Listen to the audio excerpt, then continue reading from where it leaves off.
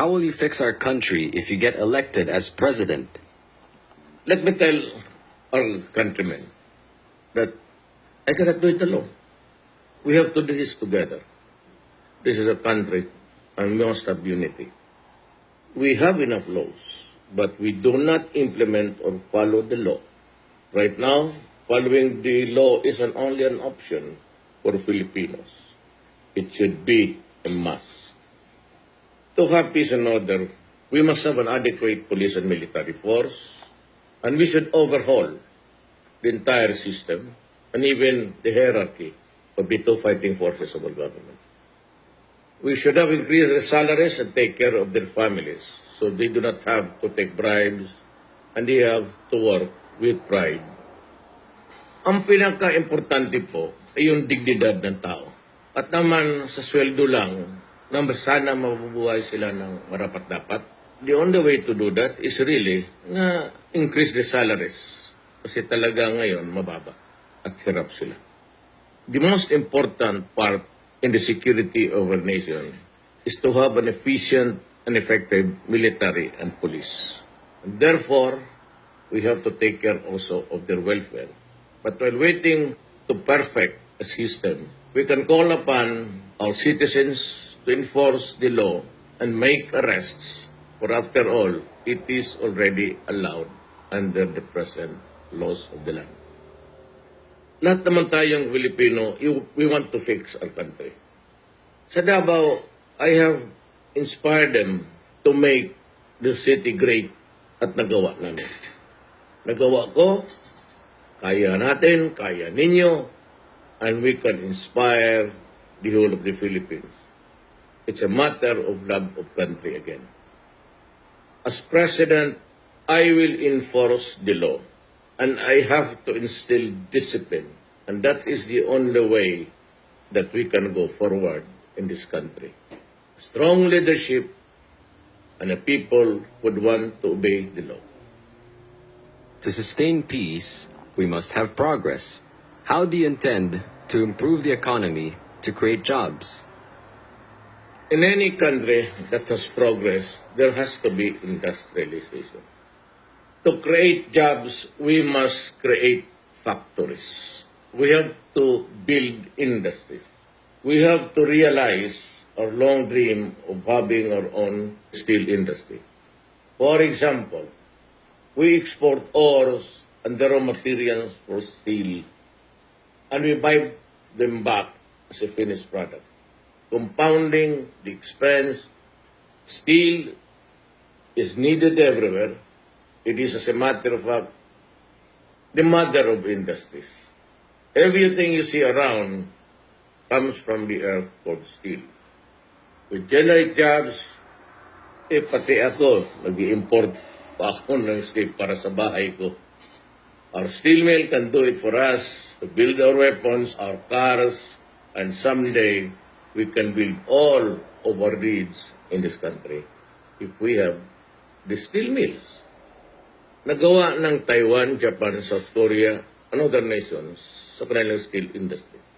Nauna pa tayo sa lahat noong 1960s. Matignan mo ngayon, nag-i-import tayo. Galing ang raw material sa atin. Tingnan mo ang South Korea and the rest of Asia. They are progressing and they have the steel industry to rely on, the backbone of industrialization. It's about time we have our own. We will welcome investors and we will fix our laws and come up with the code of economics. We will open our country for business, for investment. We will give investors more than what the other countries are giving, better than what the other competing countries are giving them. The problem in the Philippines today is that we have laws that are convoluted and the red tape is really a disturbing problem. I would assure you that I will make our economic policies and laws simple, believable, and protect the investments that would come in. Alam mo, sa siyudad ko, I have imposed this rule of acting on whatever permits clearances, a 72-hour limit. Pag hindi mo nakumpleto yan, or hindi mo ginawa within 72 hours, you are no longer allowed to release it to the person or the persons concerned. You have to give it back to my table sa City Hall with an explanation why it took you more than 72 hours to act on the papers. At ako naman, ang policy ko is pag may difference yung isang opisina, especially corruption, mga pixels, I go into a complete change. Chief of office hanggang janitor. Yan ang policy ko sa Davao. Pag nagkamali, and even police, hindi lang may police dyan and there is a lucrative drug business inside the city, I will change the police and every policeman. Yung kasalanan ng isa, kasalanan ninyo ng lahat yan. Lalo na if it involves people connected with security. You have mentioned that the Philippines has many islands, and since foreign business know exactly what they need, we can lease an island to them where they can build their factories and businesses according to their own needs and rules, like a business island patterned after Hong Kong. One way to do it really is to attract people. Now, there are islands available here in the Philippines. It might be small, it might be big, but if it suits well to the business, parang ibigay mo na sa kanila without really giving up anything under Philippine law. And parang yung isang island nila, parang factory na yun nila. They can run their own show, discipline people there, and they can configure the island to their needs. Now, instead of a factory, I give you an island. Okay, put your business there, obey the laws of the Republic of the Philippines, and you can tailor the configurations of whatever you want in that island. Only that we would ask, would demand that you protect our environment. By doing this, we create jobs. Hindi na pupunta yung Pilipino sa labas, it creates jobs here within our borders and within our islands. And they can do business and the livelihood of the people as well. To cite to you, two countries, Hong Kong, Singapore, hindi na sila lumalabas sa bayan nila magtrabaho. Business attracts its own people and their own boundaries. Dapat ganun ang mangyari sa atin. How will you lower food cost? The problem in the Philippines today is that we lack infrastructure. Kung mahirap ang daan, and there's no roads at all, and people have to buy goods from the outside of the province or city, the freight alone will kill you. At kung walang magandang daan, mas magastos. Kasi mas maraming gasolina ang gamitin. And one other also is yung mga checkpoints ng police. Kasi kung magbigay ka sa mga checkpoints, ultimately, itong nalugi nila na pera o inibigay nila dyan sa kung ano-ano ang mga checkpoints dyan sa highway, ita-charge doon yan sa consumer. Dapat mawala rin yan. Dapat ang daan maganda at mabilis. You know, in the law of supply and demand sa economics, ang habuling ng mga negosyante is how to transport their business from one place to the other fastest, kagaya ng isda. Then the cheapest, o kaya na may infrastructure ka. If there's a road there, you do not have to double your expense sa gasolina. And the safest. Safe yung pagdala mo sa goods from one province to another. Yan ang rule ng economics. You transport the goods because there is a law of supply and demand. Certain goods are needed in other place.